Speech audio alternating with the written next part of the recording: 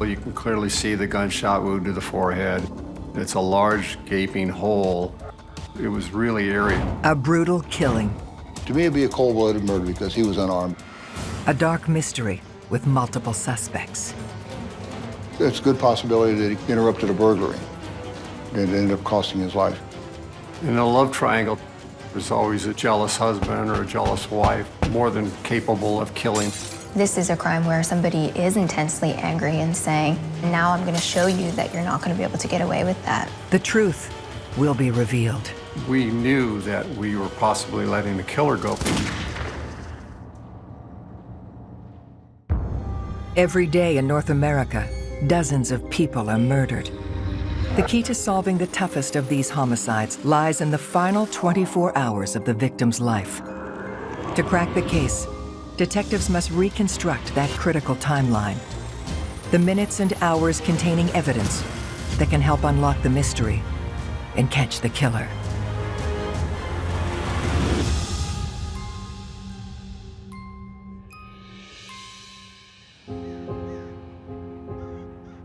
Tucson, Arizona, tucked into the southwest corner of the United States. It's a peace-loving oasis that boasts sunshine all year round. Tucson attracts a lot of free-spirited people. There's a lot of spas, there's yoga retreats, and I think people are drawn to the warm weather there. It's a Sunbelt city, and so Sunbelt cities are subject to more property crimes than anything else. And of course, Tucson's a hub for a lot of drugs coming up from Mexico. And so as drugs move through, crime happens. On a warm September morning, the slow pace of the city is violently disturbed. The neighbor was walking by and looked over and could see someone laying face up on the porch and called 911 immediately. 911, what's your emergency? I got called out about 6 a.m. and when I got there it was about 6:30. Police officers were on the scene. The crime scene tape was up. It was a warm day, a very hot day actually. It was in September, and we had just gotten through with the monsoon season, so it was somewhat humid as well. I could see the victim laying face up on his porch. He appeared to have a large hole in his forehead. Could tell it was a gunshot wound. Blood was off to the side, pooled up, and it looked like he was in his yoga shorts and a tank top. The victim is 45-year-old yoga instructor, Michael Dakis. Michael Dakis was a very calm individual, and yoga was just the perfect fit for him. Not only was Michael a yoga teacher, but he worked out of his garage as a machinist. He was an ordinary person. According to his neighbors, he was well-liked and very friendly. Veteran detective Benjamin Jimenez is tasked with leading the investigation into Michael Dakis' murder. They start by examining the body looking for clues. You can clearly see the gunshot wound to the forehead. It's a large, gaping hole. Didn't appear that it was a contact wound, so we felt that it was consistent with possibly anywhere from 2 to 5 feet away from the victim when the gun was fired. And there was blood that had gone down his clothing on his legs, so he was standing when he was shot. It was just a single gunshot, so we assumed that it was a revolver that was used. If it were a semi-automatic handgun, there would have been a bullet casing somewhere. We also noted he had some scratches on his hands. The scratches were significant, and we believed that it was a struggle inside the house. The medical examiner in this case viewed the body there at the scene, and based on the fact that Michael was not in rigor, rigor mortis at that time. We all felt, and the doctor felt, that it was consistent with Michael dying possibly 5 to 8 hours prior to this. At this time, we are thinking that Michael died late Thursday night, early Friday morning after midnight. To find the killer, detectives will need to unravel the final 24 hours of Michael's life. As we make entry into Michael's house, we see that there's some broken glass in the kitchen. We're feeling that possibly the struggle occurred there in the kitchen and moved its way out the front porch, which is very close proximity to each other. The home did not appear to be ransacked. There were some stacked instruments inside the kitchen area by the kitchen door. There was an amplifier, a music stand. As I walked around the side of the house, I could see stacked instruments. There was a violin, a guitar case. It looked like Michael foiled a burglary. Detectives believe the thieves were looking for musical instruments to sell for cash. There were some scratches on his body that led us to believe there was some type of struggle. So we felt that he had fought with the burglars and he was shot.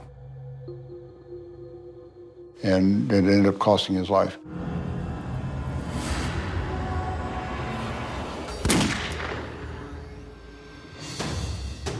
Investigators canvass the neighborhood, hoping to uncover information that will flesh out Michael's timeline. Between 2:30 and 4 p.m. on Thursday, the day before Michael was killed, the neighbor could hear machines going on in the machine shop area and felt that Michael was working on something.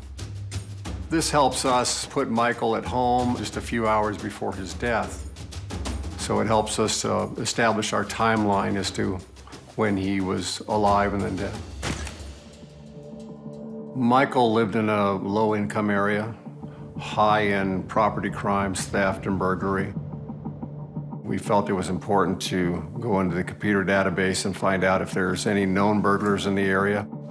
We found that 2 individuals had been arrested the weekend before and were still in jail. They had stolen a guitar in one of the burglaries. So we felt that these people could be possible suspects and that we need to interview them. The persons of interest turn out to be Joseph Keyes and David Wynn. We find out where they live. They live in close proximity to where Michael lived. So we're fairly confident that we have a very strong lead in the case at this point.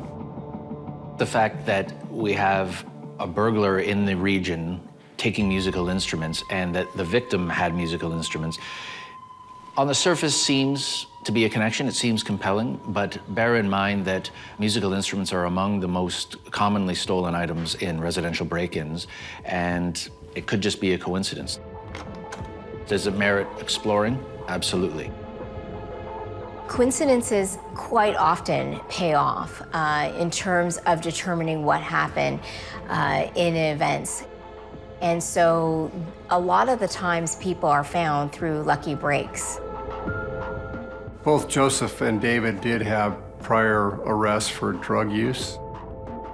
So we felt that this possibly could be a burglary for drug money and that they were involved in Michael's death when he came home and found them. With suspicions swirling around the burglars, Detective Jimenez leads the interrogation, hoping to get one of them to flip. Not every rigorous interview is an interrogation.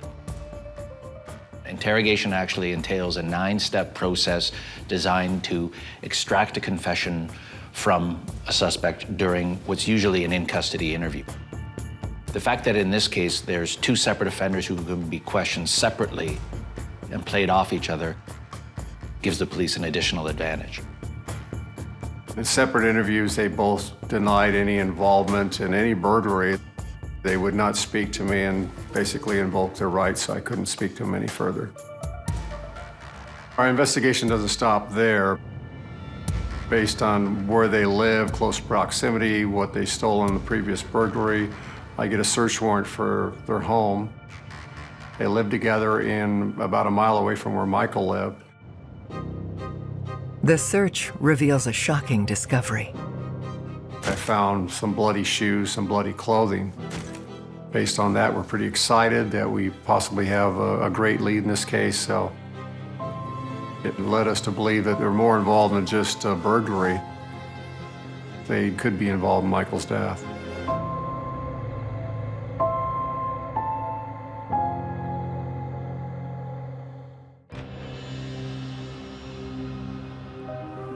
Believing they have found physical evidence tying the thieves to Michael Dakis' murder, homicide detectives send David Wynn's bloody jeans to forensics. We know that the DNA testing is going to take about a week, but we're very confident at this point that we have the right guys in this case. It's extremely important not to have tunnel vision. Human beings are biased by nature, and so we look for evidence to confirm our suspicions. And so people, when they're investigating crimes, really have to be careful to look for alternative evidence, alternative explanations, and challenge ourselves to do so. Detectives push the investigation forward by checking Michael's cell phone records. They want to find out how this person lives their life, who they're interacting with day to day, and whether there might be someone who could have the motive to want to kill them. The phone was an old cell phone. He didn't have any recent phone calls, but the name Amber was the very first person on the phone list. I called her and left a message that I needed to talk to her about her friendship with Michael. Amber Trudell was 28 years old, and she had moved to Tucson from New York. She was married, and she took private lessons from Michael in her yoga class. Detectives search for Amber, hoping she can offer insight into Michael's final 24 hours. They called her, no answer. They went to her house, no response. They didn't know where to find her. She was in the wind.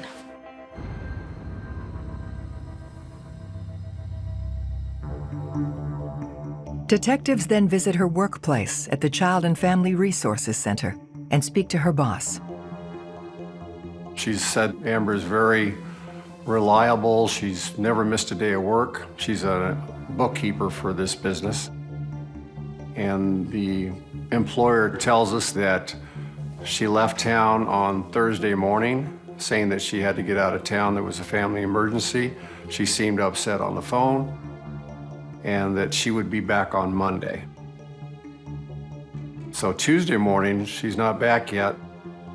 Amber's boss then tells detectives something that turns the case on its head.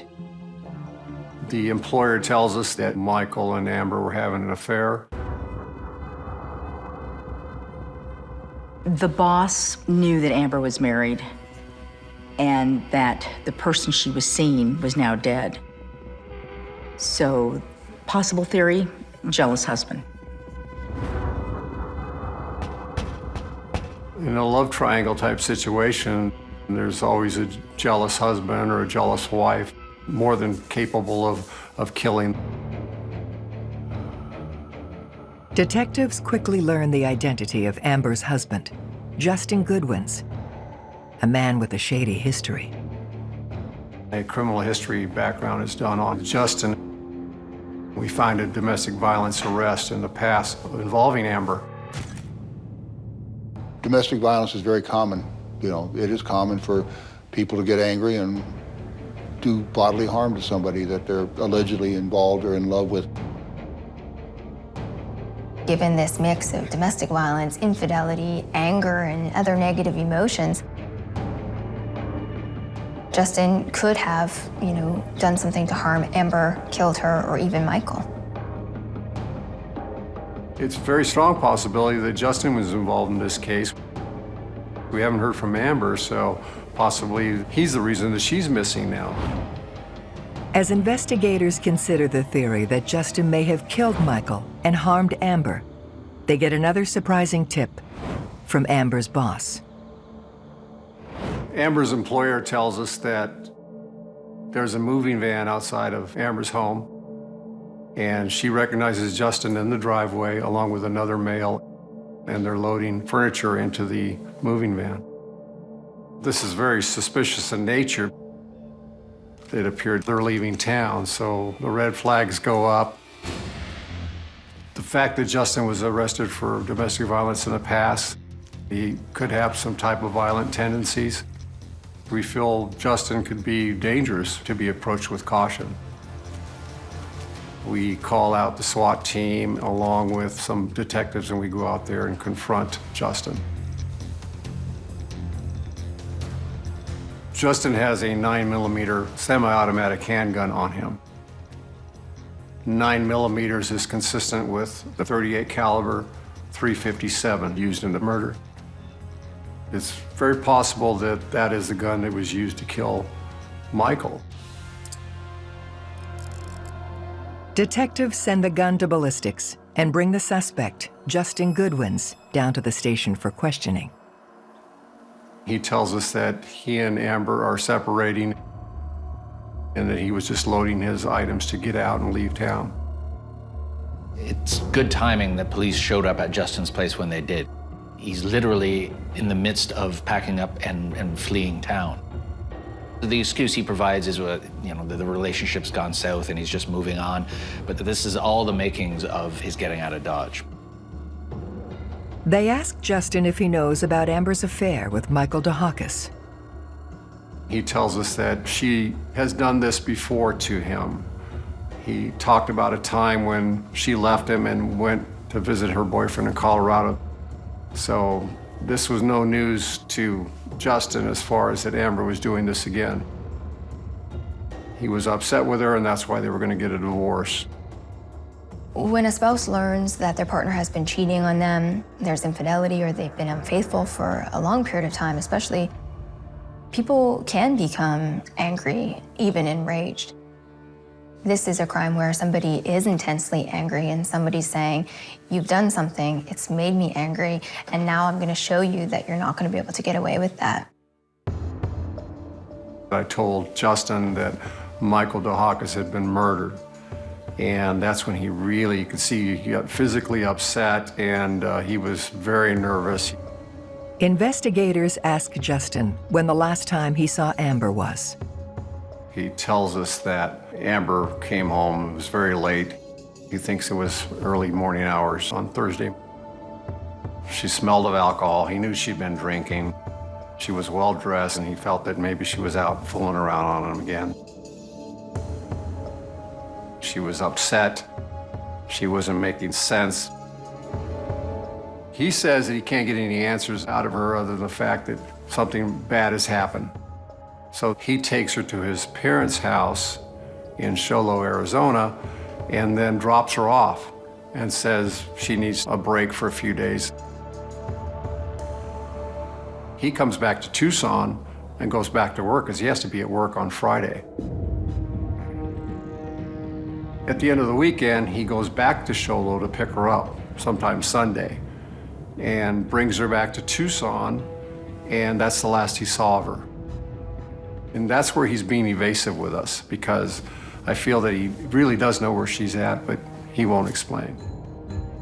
One has to question the fact that Justin places Amber out of town at the time that Michael is murdered. These two things coinciding is fishy, and you have to wonder if that was done by design. They drill down on Justin, demanding answers. We asked him point blank if he was involved in the murder of Michael Dakis, and very no, arms waving type. I had nothing to do with that. I don't know what you're talking about. I was just trying to take care of Amber because I knew she was upset and knew she needed to get out of town.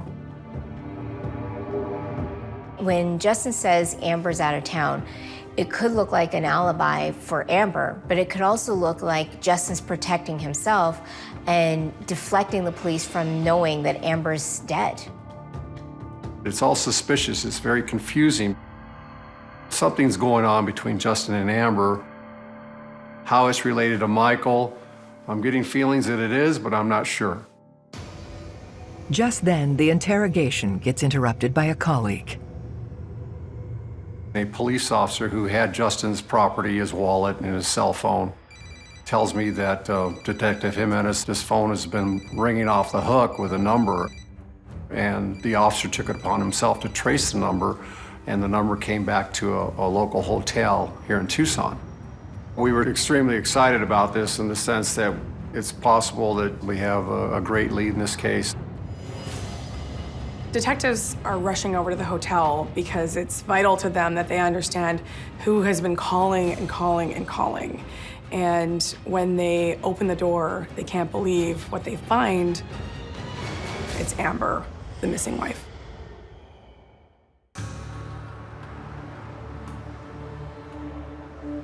Detectives have tracked down Justin's wife, Amber, unharmed and holed up in a hotel room. That information is relayed back to me at the police station. That's when I go back into the interview room and tell Justin what we've found and the fact that I believe he is lying to me. What detectives want to know is why. He does explain that he feels bad that he had to lie to us because they are having problems with their marriage, but they were thinking on leaving town to get a new start. That's where he shifts his story as to getting a new start as compared to being on the verge of divorce and separating. Police bring Amber down to the station, hoping she can shed some light on Justin's involvement in Michael's murder. She seemed very polite and kind of wanted to know what this was all about. We told her that Michael had been murdered. We expected some kind of response, some sadness or, at least a response of tears or something. We didn't get it.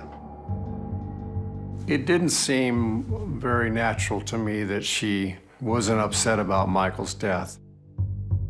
She admitted she was in an intimate relationship with Michael and it had been going on for some time. She's more concerned about, is she a suspect, than who killed Michael Dakis, the man that she was in love with. They ask Amber when the last time she saw Michael was. She hadn't seen Michael in several days. She last saw him at a yoga class. Amber was evasive with us. Short answers, an attitude to like being upset, but yet, still willing to talk to us.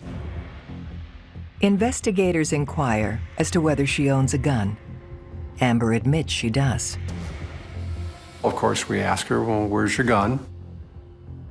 I don't know where my gun is, were her words. What do you mean you don't know where your gun is? Your husband tells us it's always in your purse.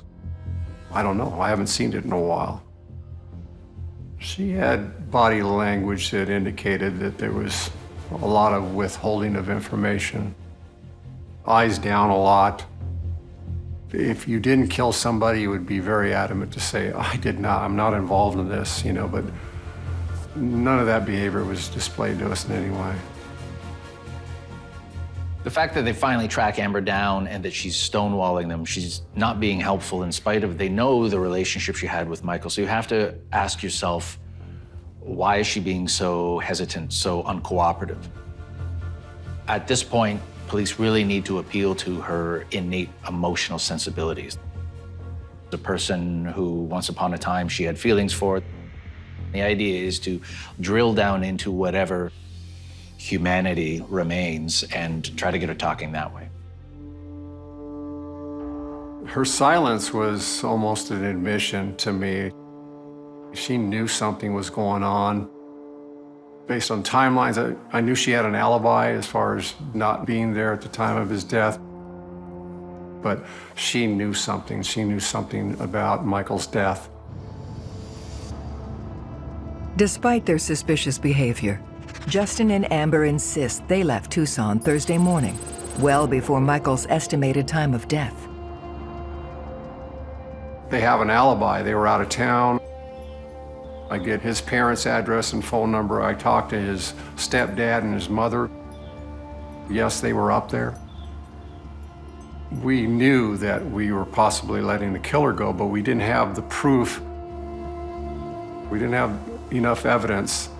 They had an alibi.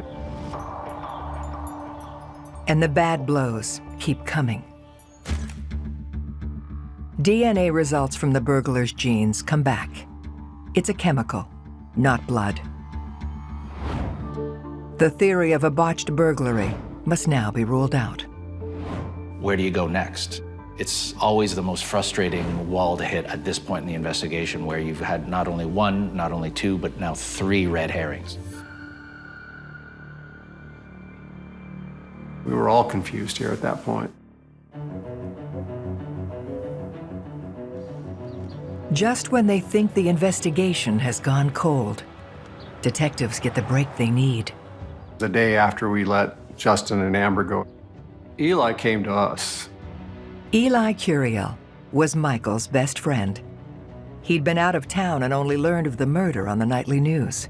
I was more than shocked. It was unbelievable to me. Michael had extremely good energy. He was a charismatic person. He was different than other yoga instructors, and that's what people liked about him. He was always a very cheerful guy, greeting everybody. And most of his class, the students were women. They loved Michael because he was so friendly, and he loved women too, so there was that perfect harmony. And he never missed any of his classes. Always there for everybody. While attending a memorial service for Michael, Eli spoke with fellow members of the yoga community about the last time they saw their friend. And they said, well, you know, he didn't show up for his yoga class on Thursdays, and he always shows up. He never misses classes. He didn't show up. I said, that's strange, because I just saw him the night before on Wednesday night. He said, well, you may have been the last person to see him because he didn't show up to any of his classes on Thursday. If Michael was with Eli on Wednesday night and never showed up for yoga classes on Thursday, why was his body not found until Friday? What happened in those last 24 hours? So this pocket of time we're talking about here is crucial. Essentially, they need to go back to the drawing board, and at the worst possible time.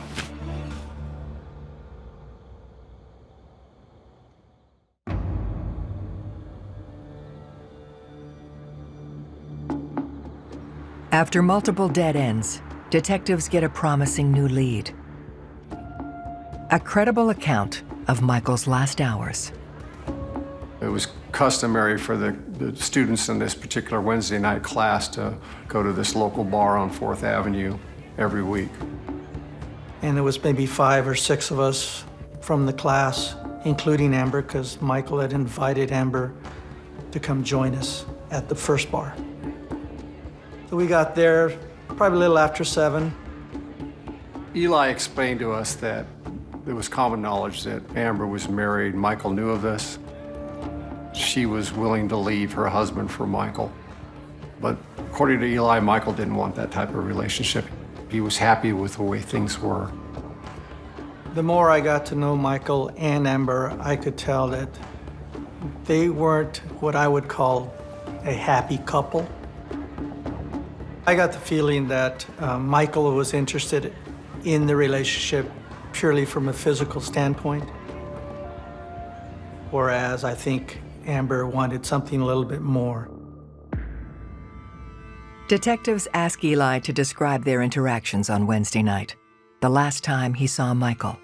So we had our drinks, and I suggested that we go to another place. No one else wanted to go except Michael and Amber. As Michael walked with us to the door, he said, "See you later. I'll meet you at the bar," just like that. And Amber just looked shocked, like, "What, you're not gonna walk me to my car, or my truck?" He says, "No, I'll just see you there. I know where it's at." And she kind of was taken aback by that. She was very disappointed. And she is complaining and crying, saying, "Oh, Michael doesn't love me. He didn't walk me to my car."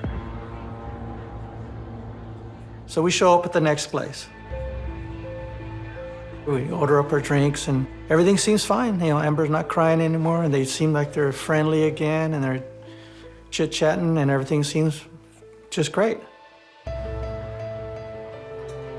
Before too long, Amber started in on Michael, arguing with him, asking why he didn't walk her to her car, and so it started getting a little angry there.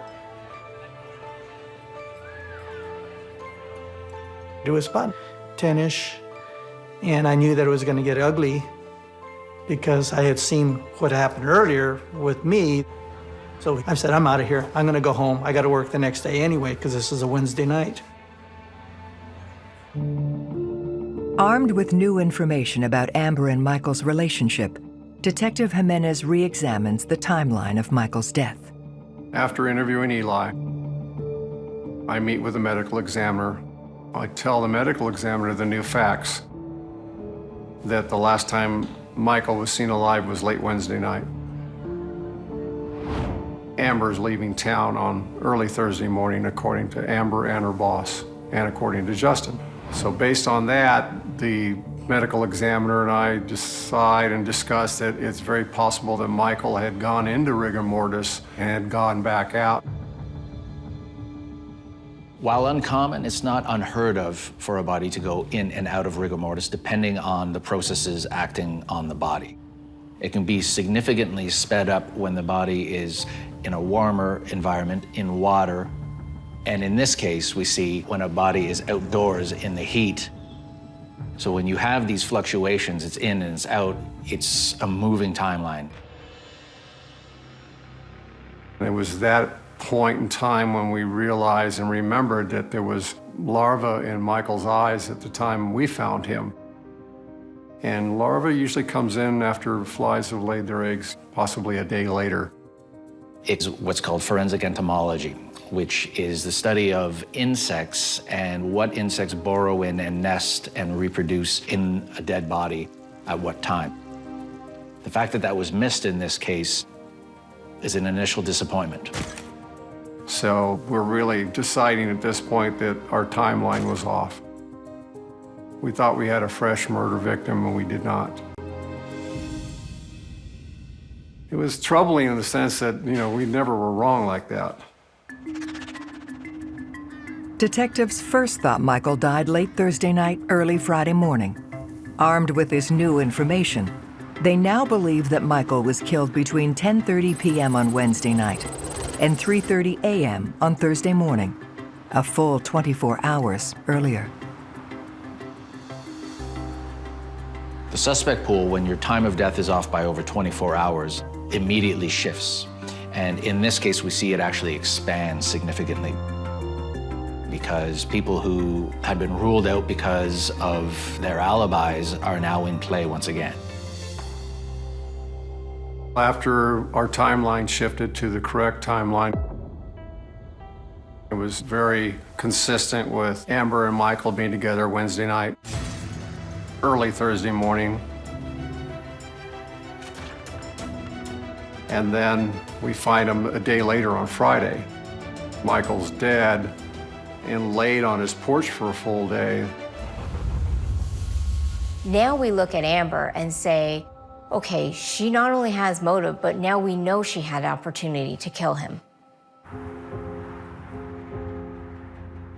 Detectives revisit the crime scene, looking for evidence to support their theory that Amber was the murderer.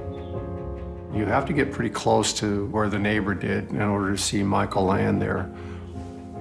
Very likely that people had walked by that same area and just didn't look over there.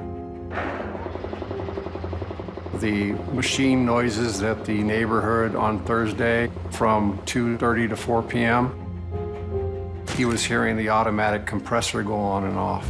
When it dropped down in pressure, it would automatically kick on and it would make that noise. So the neighbor assumed that Michael was in there doing his work.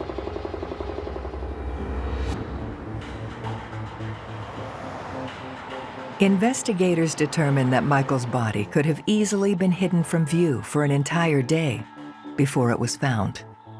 Well, all this stuff is going on. We get a phone call from Justin's stepfather in Sholo. He was a former police officer. And what he tells us is that Amber was very peculiar when she was up there all those days, those 3 days alone. She stayed in a guest house next door to their property, and he would see Amber taking walks. He'd never seen Amber take walks before, so he decided to kind of trace her steps as to where she went. And he was walking around, he saw some rocks that were in the wrong place from where he'd left them, because it was a very meticulous landscaping job that this man had done. And so he looked in the rocks and he saw a gun. It was a .38 caliber .357 revolver hidden in the dirt underneath the rocks. So at this point, we're thinking, we have what we need. We go out there and secure the weapon. There is still blood in the barrel of the weapon, which is somewhat common in close-range shots. We bring it back down to Tucson and we do immediate ballistics test on it. I was present when the ballistics test was done, along with a medical examiner. The test fire was very consistent and almost identical to the wound in Michael's forehead. It was really eerie. I'd never seen anything like that in my life, and the doctor as well. We were just really surprised by that. So based on the new timeline, I instructed officers to go find Amber. So detectives finally have enough to go on. They're ready to arrest Amber. They know that she's the killer, but they have a major problem. She's gone.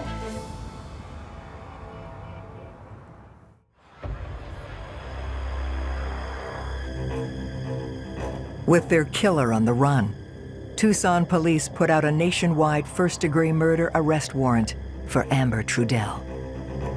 So now they have motive, they have the weapon, and they need the suspect. They need Amber.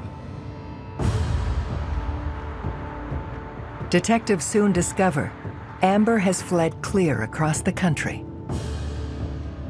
I contacted Amber's brother in Connecticut. Yes, she was there visiting. She traded in her truck for a red Blazer. But Amber isn't in Connecticut anymore. Investigators suspect she's headed for her grandmother's residence in upstate New York, right on the border with Canada. U.S. Marshals move in. That's when they found Amber. She was at her grandmother's house in New York. Well, she almost got away with it. She is packed up. She had thousands of dollars on her. So they felt that she was probably going to flee. Ben and I both were very happy that she'd been caught before she got into Canada. She was extradited to Arizona and brought back to stand trial and to face justice. Detectives now believe they know what happened to Michael Dakis in the final 24 hours of his life. On Wednesday, September 24, 2003, Eli, Amber, and Michael met up at a bar. That's when Amber started, she'd been drinking, and she was somewhat upset, almost crying that Michael didn't want to have the type of relationship that she wanted to. And Eli was telling Amber, well, you're married, and Michael's been married before. He doesn't want that type of relationship. Why don't you just leave things as it is? You guys get along really well, and Amber wanted more. So after they left the first bar, they all drove separate cars to the second bar, which was miles down the road. And it was around 10 o'clock at night when Eli left that bar. Michael and Amber leave the bar at midnight and go back to Michael's house. You have a fight that occurred in the kitchen. Amber throws a drinking glass at Michael. It misses and goes through the window. The drinking glass is found outside.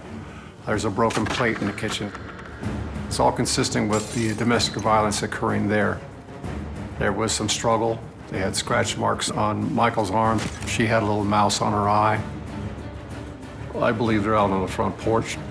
She's about 2 to 3 feet away. She pulls out her gun and shoots him right in the forehead. It would make sense, the type of wound that we had, and he falls right there, and she leaves. She got home early Thursday morning. She was upset and drunk. She tells her husband, Justin, that she's done something terrible and she needs to leave town now. So Justin took her up to his parents' house in Show Low, which is about 4 hours north of Tucson. On Thursday, Michael's body lays on the front stoop of his house for over 24 hours. The neighbor was walking by and looked over and could see someone laying face up on the porch and called 911 immediately. It'd be interesting to have a conversation with Amber to see what her motivation may be. In this scenario, I think that whatever she was looking for, she didn't get. She became enraged and then retaliated. Amber could have gotten away with murder had they not figured out that the initial timeline had been off by a day. Amber is convicted of second-degree murder and sentenced to 13 years in prison. I thought she should have been convicted of first-degree murder. To me, it'd be a cold-blooded murder because he was unarmed at that point. I met and talked to one of Michael's daughters, and they weren't real happy with the 13-year sentence because after 13 years, she's free, and they still don't have their father. While the sentence may not seem just, investigators succeed in putting Michael Dakis' killer behind bars. The timeline was the most important factor in this case once we were able to focus on it correctly. Now that it's all over with, I look back and I don't believe a mistake was made in any way because of what we were dealing with. I know of only a handful of cases worldwide where the time of death has had to be changed to 24 hours, a full day prior to what was initially thought. We felt that Eli broke the case for us because he had the most reliable information as to when the last time Michael was alive. Eli Curiel was probably the star in this case. If I hadn't gone to the service or talked with friends, I wouldn't have known that I had a valuable part of the puzzle to give to the detective so he could solve the case. I met the family and they were very, very appreciative of the fact that, you know, their killer was captured. It brings closure. I think, you know, closure is a little overrated. You know, how could you ever forget that you lost a loved one? I have to make peace knowing that Michael is still okay. He's up there somewhere and smiling down on us and hoping that we'll meet again someday.